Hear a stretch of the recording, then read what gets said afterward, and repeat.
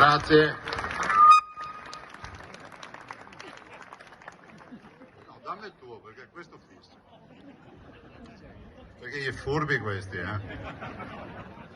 Ve la ricordate lei? Io ho fatto 2 anni alla protezione civile. Non ho mai capito niente di quello che fa. Però dicono che è brava. E un applauso a Chiara e un saluto a tutti voi. Intanto vi do 2 belle notizie. Sull'ultimo a parlare, e ho ben chiaro che le prediche devono essere corte e soppresse lunghe, quindi farò anche veloce. Però volevo dirvi una roba.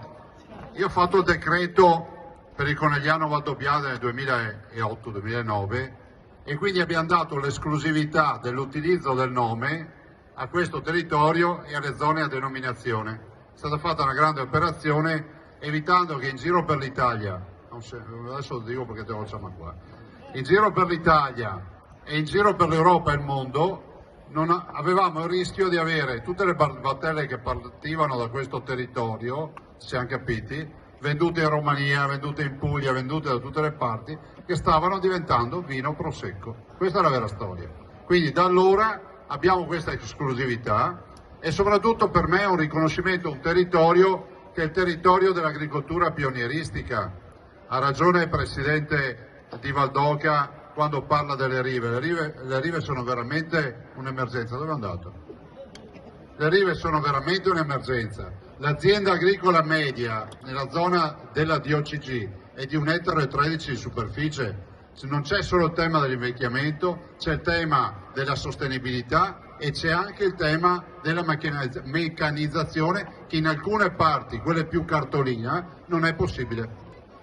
Però ci sarà la novità, ma non possiamo aggiungere altro. L'altra roba fatta è stata quella di pensare, io ho sempre detto, ma se un giorno dovesse esserci un minimo di stagnazione sulla produzione del vino, bisogna subito aver pronta la fase 2, che è stata quella del patrimonio dell'umanità. Stiamo andando verso 1 milione di presenze turistiche che aiutano, intanto perché comunque frequentano le aziende e comprano anche i nostri prodotti tipici, e dall'altro tutto un fenomeno turistico che porta ricchezza nel territorio.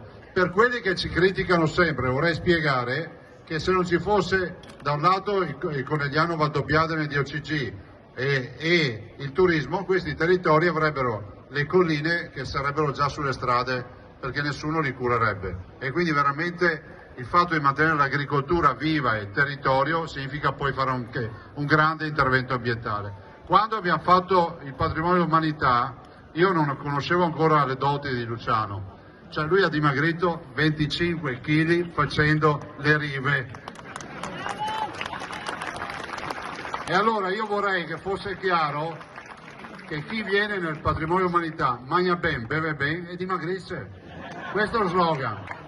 Dobbiamo piantarla di dire che l'ananas brucia i grassi, ma è una stupidità questa.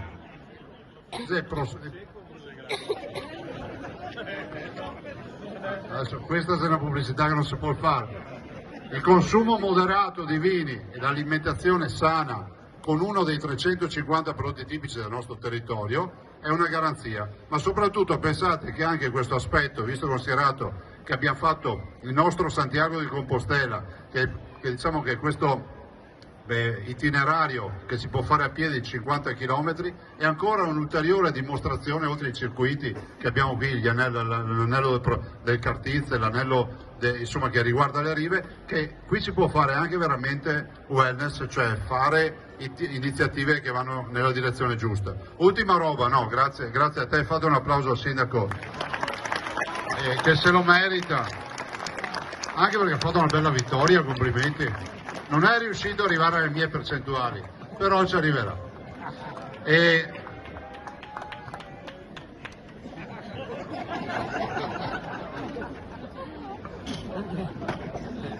No, io non posso parlare liberamente perché ho sempre Crozza da drivo a testa.